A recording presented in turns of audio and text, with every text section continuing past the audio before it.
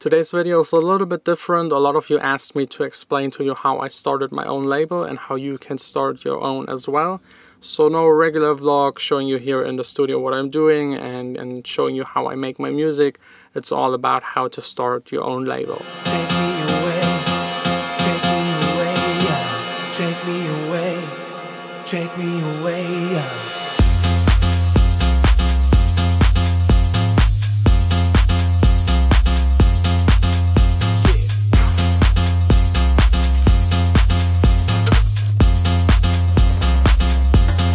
Today is an extremely busy day because today I'm starting to plan the very first release for my new Accents label. As you might know, I started the label already like 2 months ago, or I started like taking care of all of the things that are involved in starting your own label as an artist. So instead of showing you the boring business stuff I have to take care of today, I thought about just telling you how to make your own label as an artist. If you're a producer, singer, songwriter, or have anything to do with music, you want to get your tracks out there, there is a way to do so. And I will just tell you all of the steps that are involved in making your own label. It's quite a lot of work, but it's not that hard. It's not impossible. If you really want to start your own label, there is nothing holding you back. So the first step is necessary. There is no way around it. If you want to start your own label, you have first to start your own company. There are a lot of forms to have a company. You could have like a GmbH, that's at least what it's called in Germany, where you're not liable and the company is a person in itself. You could start a limited, that's like the British version of it, where you have to have even less money to start it. Now in Germany they started something called the UG, where you can also start with just €1. And there are a lot of other forms. You can just have your private company where you are the owner and you're reliable for whatever the company is doing. There are a lot of forms. You have to inform yourself about what is possible in your country. But first, really just starting your own company. Starting this kind of company in Germany costs just €20. You just have to go there, fill out a form. It's really easy. It might just take half an hour. And then you wait a month, get your number for your company. You also need a separate bank account just to have everything separated from your private income and spendings, to make it easier for the taxes that you have to do at the end of the year. So when you're all done with that, you can write the, I don't know what it's called. Let me look it up really quick.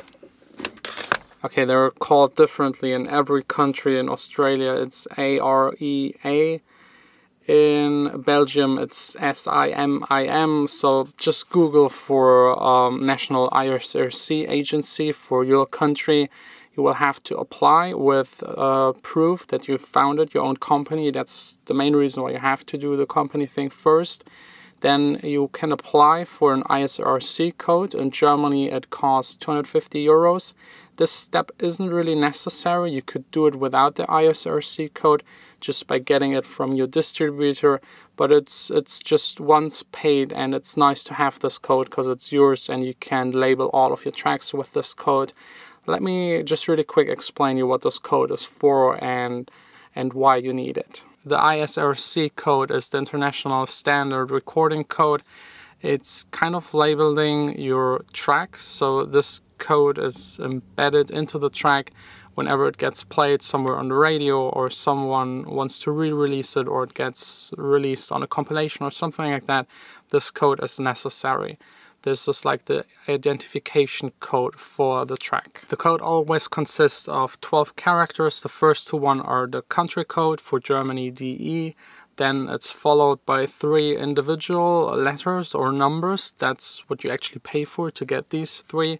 The next 2 are for the year, so 17 for 2017. And the next 1, 2, 3, 4. The next 5 digits are just for you to choose. They have to be numbers.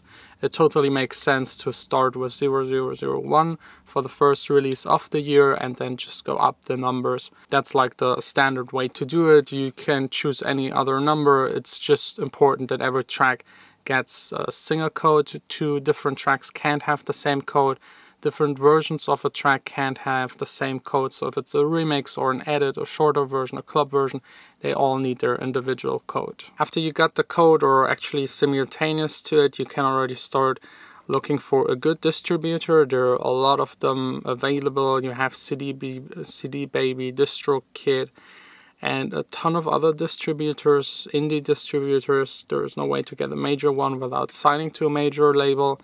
But these distributors basically take your track that you give them as a label, you give them the right to use the track, distribute it to all of the stores, all of the digital stores, iTunes, Beatport, and whatever exists out there. They take care of that. There is no way for you as an artist to directly get a track onto Spotify, for example. It would be just way too much work for everyone involved if individual persons would go to Spotify directly. The distributor in between is taking care of the work. They are way more organized. They can release a track on Spotify within a day or so. They can do changes. They have kind of direct access to it, something you would never get as a person, as an artist. A good distributor usually takes 30 to 25, maybe 20% of everything you make with your tracks as a label. That's totally standard. If you work with a distributor that takes less, that's of course possible. There are a lot of them out there, but usually these kind of distributors don't do a whole lot for you. They not only get the percentage for putting the tracks out there, they also help you to not really promote it, but to pitch it to the stores, get some good spots on the starting page of these web stores. If you release with, for example, DistroKid or CD Baby or some of those, yeah, you know, those distributors where you just release your track and nothing will ever happen with it. So try to find a good distributor. In Germany, there are actually only 2 indie distributors that are good. I picked the bigger one. I'm in good contact with them, already friends for a couple of years. I also have friends working at the other distributor, but they are better with classical kinds of music and like Hörbücher. What's Hörbücher? Audiobooks. They are way better with audiobooks. And the one I went for is also way better connected internationally. The other one is more like German local, and the other one has also distribution offices all over the world. And that's basically already all you need to start with your label. You then just send the mastered file to the distributor, give them all of the information, the ISRC code, who was involved in making the track. You fill out the artist, the featuring artist, the remixer, just everything you need to provide for them to be able to publish it on all of the web stores. And that's basically my task for today, sending the track to the distributor, my fall track, which is now mastered already for 3 or 4 weeks. And I'm finally happy to be able to send it out to the distributor. It will be released in a month. I think that's kind of enough time to promote it in the necessary way. So yeah, let's get started with it. And I have a lot more to tell you about how to run a label, what steps are involved in it, and what you have to take care of and what's really important, but more on that when I'm all done with it.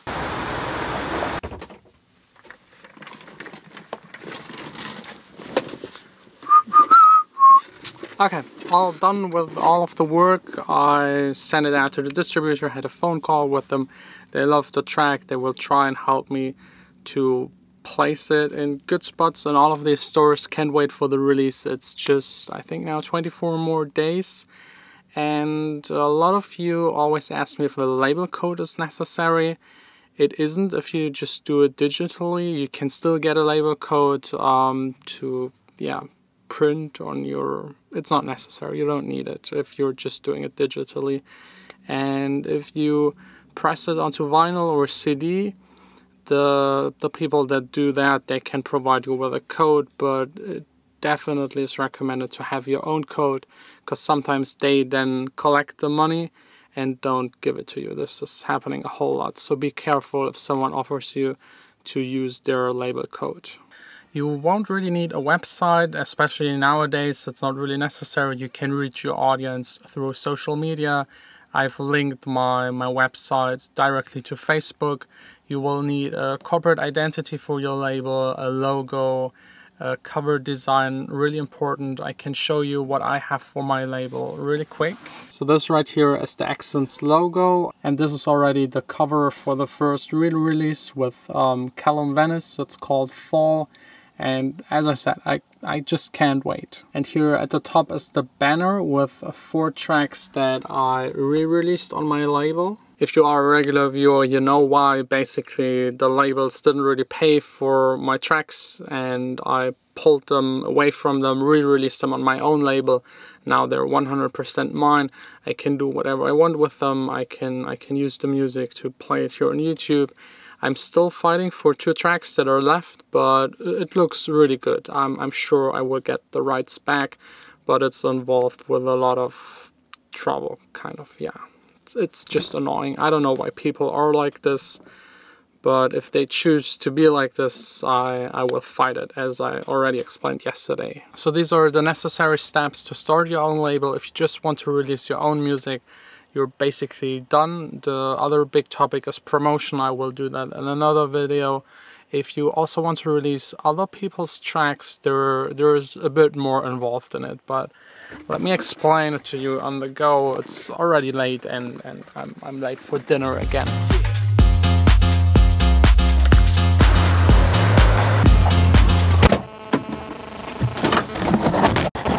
Okay, I hope the camera will hold now. I'm really lucky that this car to go was just across my studio.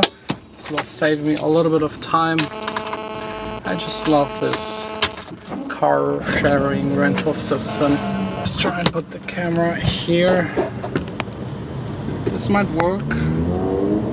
I think when you start releasing other people's track on your label, you have to be fair, open, talk to them, communicate, make sure everything is understood by them, that you understand everything, everyone knows where everyone is, what they actually want from the release. And I think a lot of labels I've worked with in the past didn't do that at all, and on top of that they even refused to pay. So if you start working with other artists, please be fair. Actually, this is the main reason for me also starting my own label. I'm not so into the business side of things. I would love to just sit in the studio and make music the entire day, but it seems like if I'm not doing it, no one else will do it, at least in the way that I think it should be done. Because at the end, I don't really get it. Those labels release a track, make money with it, don't pay the artist, don't communicate with them, or not treating them fair.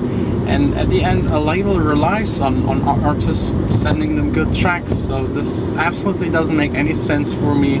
This is extremely short-sighted. That's definitely something I won't do with my label. I want to work with the people long-term and build up a relationship. I'm Skyping with everyone that signs the contract with my label, talking with them about the plans, what is involved in getting the track out there and getting the most potential out of the track for the artist.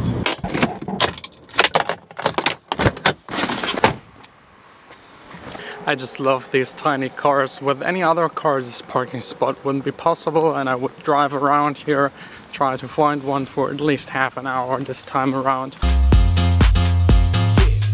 First time driving again in Germany. Way easier. Whoa, that's not really stable.